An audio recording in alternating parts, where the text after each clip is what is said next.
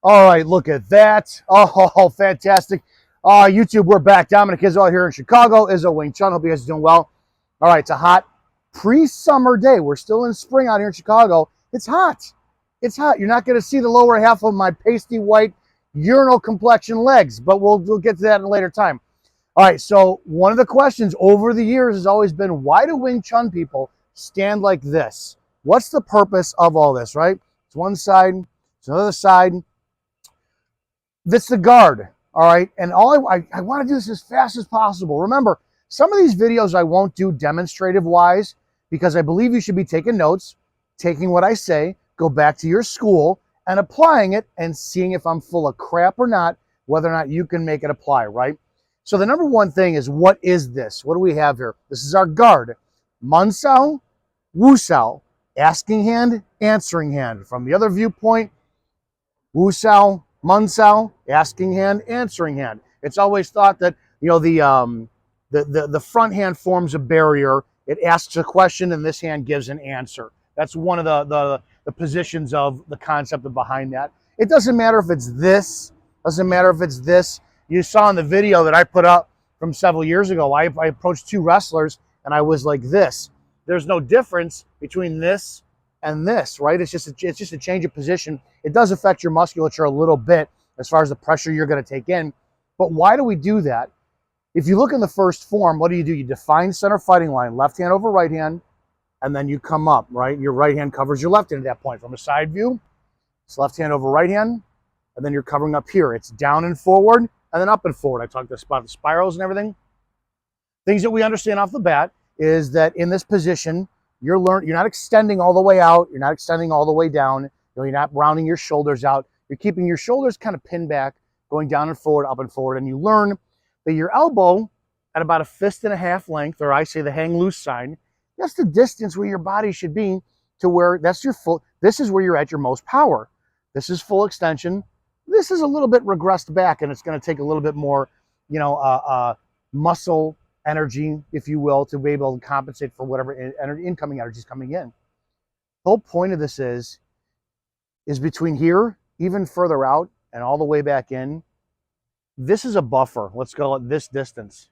This distance from your torso to all the way out, as far as your arm can extend, without violating your head over your hips, over your feet. That's your distance of where you have this much. What is this, 2.5 feet? This is the distance you have to play with before energy is affected from your core. Meaning, if I start to violate this a little bit forward, what happens? My core gets thrown off and I start to drift forward, right? Can you picture being my hand being extended all the way out and somebody pulling me out of my stance? It's going to happen. Or if I'm back this way, somebody jams up my hand and starts to push me back in. So you have the concept of understanding that I've got all this distance, also as high as my head and as low as my feet, as we talked about on the other video I did the other day. That's how I take that energy in. Where do we learn that? Holy shit, where do we learn that? The 3 Fuxao section of the first section of the first form. This is your distance. You learn to respect this entire space between coming in your back and your front, of all that room you have to take the energy coming in. Now, this is where a lot of people get misled in Wing Chun, is they're so focused on the hands, they're not focused on the head, over the hips, over the feet. I'm standing in a normal position now. My feet are wider. I'm sinking a little bit. I'm resting, setting down, and I have my hands forward.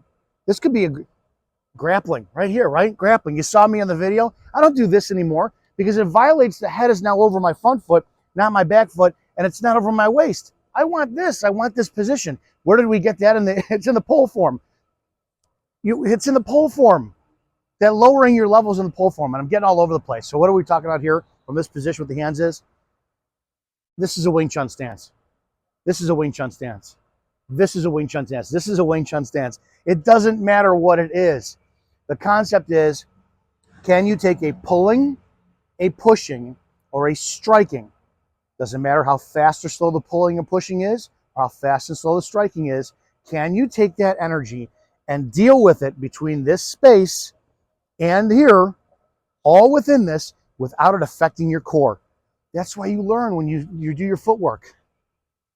That's why you're stepping and you're trying not to violate your stance at all, is because this is the foundation of balance. And if you maintain your balance, you won't end up on the ground. You see how I keep talking about Wing Chun as anti-grappling? 99% of all the fights you're ever going to get into are either going to be out of a sucker punch, blindside ambush you're never going to see, or they're going to start off with a push. There's going to be the posturing going on before that first punch or push is thrown. Most people will not throw a punch because they know it's far more severe to getting arrested for punching somebody than it is grabbing them, pushing them, choking them out. So the evolution of fighting, as far as the law is concerned, you're probably not going to get punched in the face unless drugs or alcohol are involved or somebody you don't know, or you're in a part of the city you shouldn't be. That's just my 2 cents on that. But again, this display stance, again, this blocks nothing coming to my face, right? We train the 1, 2, 3, 4, 5, 6 points of that center line. We train it from here. This will not block a shot to my face. This will not protect a shot to my gut. This will not block a shot to my face.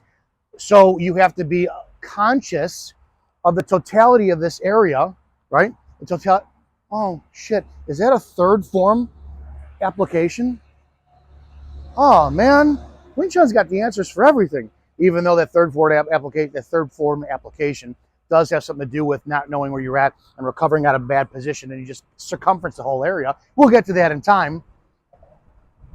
But you got to start looking at this as this whole space from the tips of your toes to the top of your head, in front, side angle, even rear position.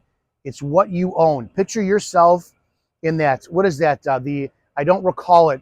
Whatever Leonardo da Vinci made with the man with his hands out, and it's just picture that in a 3-dimensional, 365-degree bubble. That's your space. That you have to understand that once you do this or this, you violate it. And I've said it from the very first lessons I used to teach in Wing Chun. We walk like this, head over hips over feet. We don't walk like John Cleese in the Ministry of Silly Walks doing that kind of shit, right? So if you're going to walk naturally, why would you compensate your stance for fighting to be unnatural unless you're in a competitive sporting event like boxing, grappling, wrestling, judo, or jiu-jitsu, right? Those are competitive sporting. So why would you start at an unnatural position?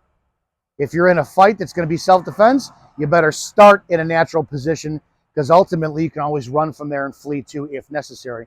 Hope this helps, because everyone asks why you guard in this position. It's just being able to, can I take the energy coming in? And at what point do I have to turn, shift, move to not affect my core, my balance?